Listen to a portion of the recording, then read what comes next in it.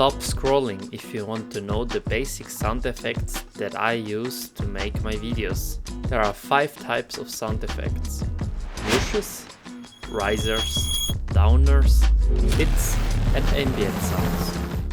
Whooshes are used to enhance transitions.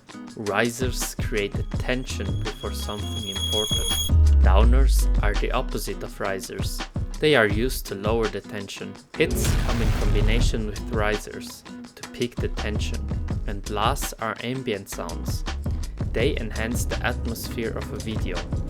They can be anything that makes sound, like a car or a bird. Those are some of the sounds that I use in my videos. Like and follow for more, and that's why you should.